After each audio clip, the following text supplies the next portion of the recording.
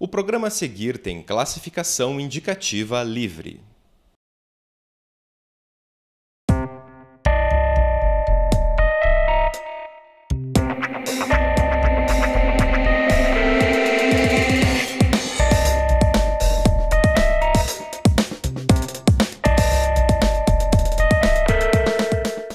As pesquisas científicas realizadas no Brasil seguem princípios bioéticos e éticos muito rígidos. O objetivo é garantir o respeito à vida e às pessoas.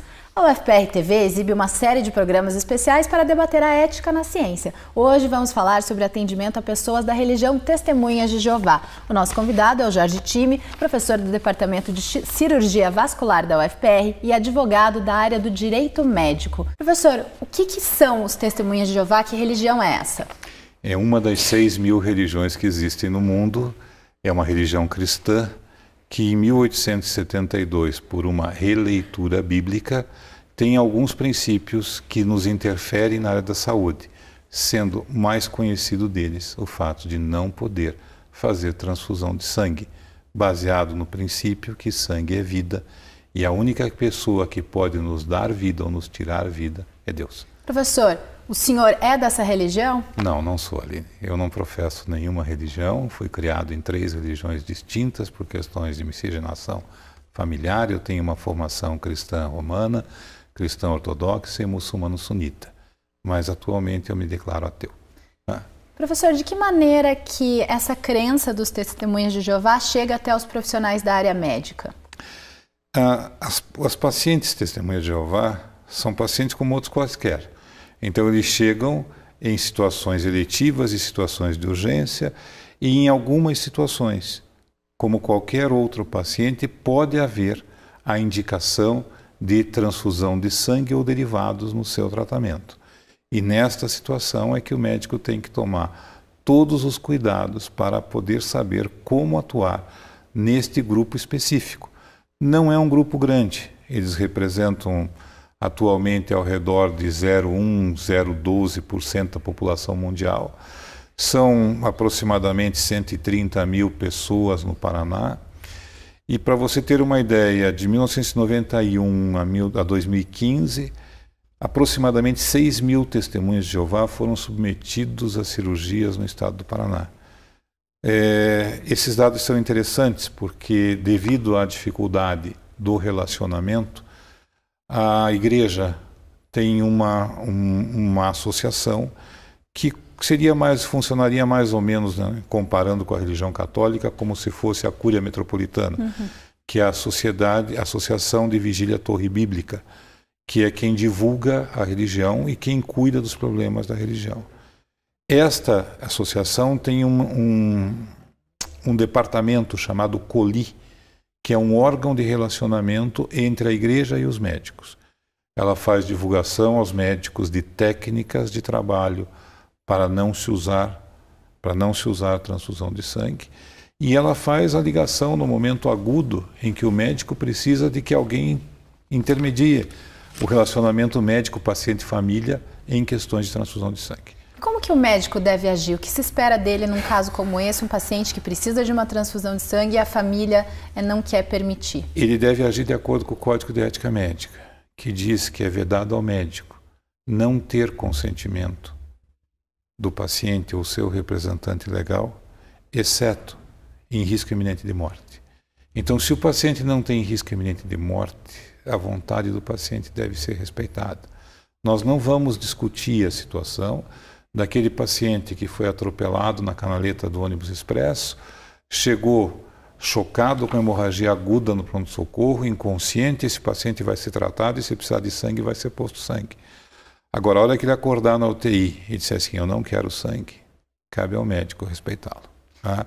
Então, esse respeito é uma situação que já está prevista no Código de Ética. Em caso de risco iminente de morte, o médico pode atuar contra a vontade do paciente, independente da religião do paciente. Em casos de não risco iminente de morte, cabe ao médico usar o princípio fundamental número 5 do Código de Ética Médica, que o médico deve se manter constantemente atualizado e usar de todo o seu conhecimento em prol do paciente.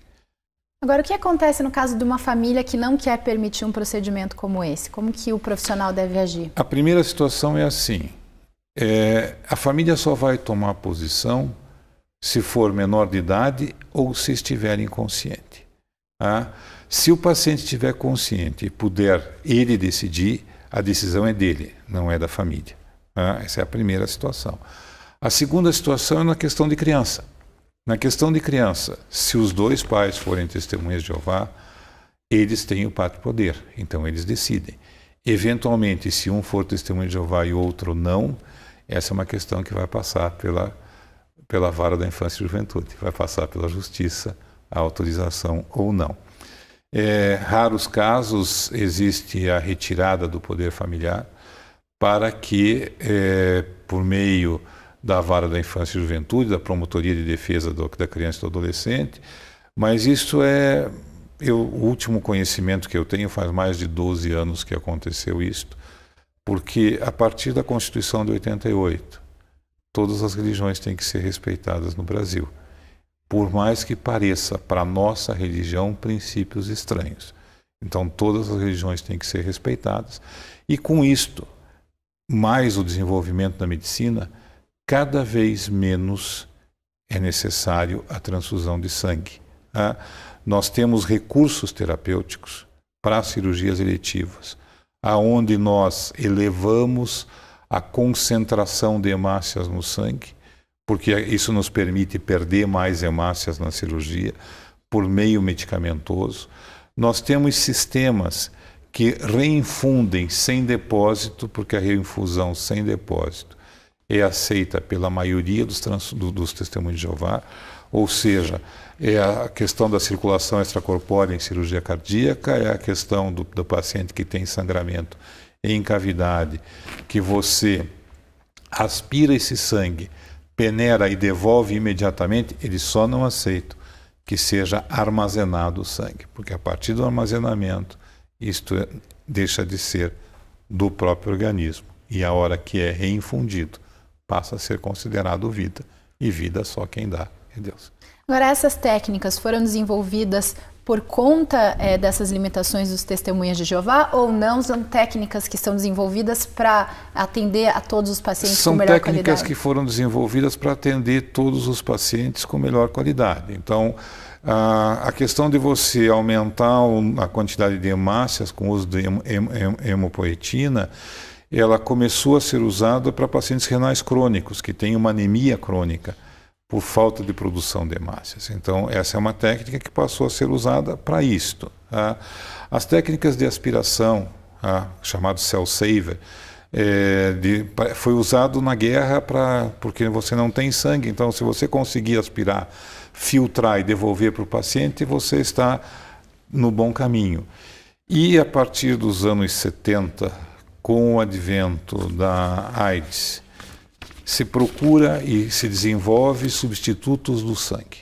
Então hoje nós temos já alguns substitutos bons do sangue e estamos caminhando para um sangue artificial, vamos dizer assim, que não é sangue, mas funciona de modo que você consegue manter o paciente vivo sem usar transfusão de sangue. A gente falou aqui de sangue artificial e sangue. O que as pessoas dessa religião Testemunha de Jeová consideram como sendo sangue? O que eles podem, o que eles não podem? Então, assim, toda religião tem um grau de fundamentalismo pessoal. Tá?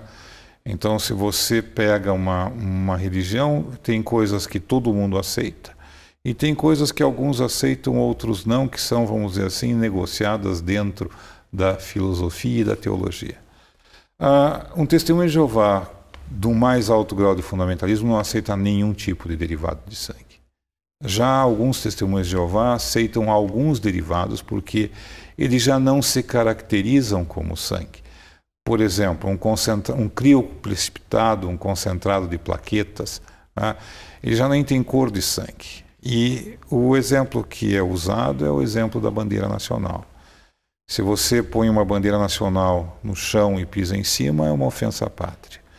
Se você põe um retângulo verde com um losango branco e um globo azul mesmo que não esteja escrito Ordem e Progresso, mesmo que não esteja escrito as estrelinhas, ainda é identificado com a bandeira nacional. Agora, se você pega 1 centímetro quadrado de qualquer parte da bandeira, joga no chão e pisa em cima, é um pedaço de pano que não tem nada a ver com a bandeira nacional.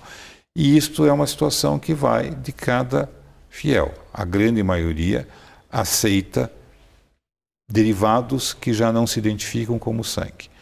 Eles aceitam o uso do cell saver, eles aceitam a circulação extracorpórea, eles só não aceitam o armazenamento. Então, técnicas que são usadas para pacientes de outras religiões, tipo a autotransfusão, aonde 2 ou 3 dias antes de uma cirurgia de grande porte, você retira 1 ou 2 bolsas de sangue, guarda e usa este mesmo sangue na cirurgia. Isso não é aceito pelos Testemunhas de Jeová. E eles têm um conselho na igreja que é para resolver as dúvidas teológicas pessoais, que as pessoas têm em relação ao recebimento ou não do sangue. Agora, o profissional médico ele tem que estar preparado para saber lidar com todas essas situações, professor? Todas, e não é a única religião que tem problemas com a parte da medicina. Tem outras religiões que também não aceitam determinados procedimentos. Agora, o profissional médico que tem interesse, feito o contato com a religião, ele recebe toda uma documentação do que é possível ser feito. Existe em texto, em vídeo e em acesso pela internet, toda uma documentação como tratar esses pacientes não necessitando de sangue. Até 2008 eu dizia que o único procedimento que eu não entendia possível em Testemunha de Jeová era o transplante de medula óssea. Em 2008, uma equipe de hematologistas de um hospital grande em São Paulo fez o primeiro transplante de medula óssea em Testemunha de Jeová sem o uso de sangue. Tá? Medula óssea, veja, é a gênese da produção de sangue, mas para aquela pessoa e para aquela família, isto não se caracterizava como sangue. Tá? Então, de certa forma, algumas limitações impostas por algumas religiões também ajudam a impulsionar a ciência. Sim, sempre. A ciência se impulsiona por limitações e desafios. Toda vez que a gente tem, eu gosto muito de uma poesia do Carlos Drummond de Andrade que diz que havia uma pedra no meio do caminho. Toda vez que a ciência encontra uma pedra no meio do caminho, ela tem que desviá-la da melhor maneira possível e sem machucar nem a ciência nem a humanidade. Agora, professor, como que a justiça brasileira entende esses casos, por exemplo, de um menor de idade que muitas vezes acaba morrendo por falta de uma transfusão? Não é possível nem dizer se foi por isso, né, professor? A situação é assim. Eu peguei um dado com a Coli. De 1991 até 2015, aproximadamente 6.000 testemunhas de Jeová precisaram de um procedimento cirúrgico. De 91 a 2007, aproximadamente 3.000. Destes, 80 tinham indicação ou precisariam de transfusão de sangue. E 7 receberam transfusão.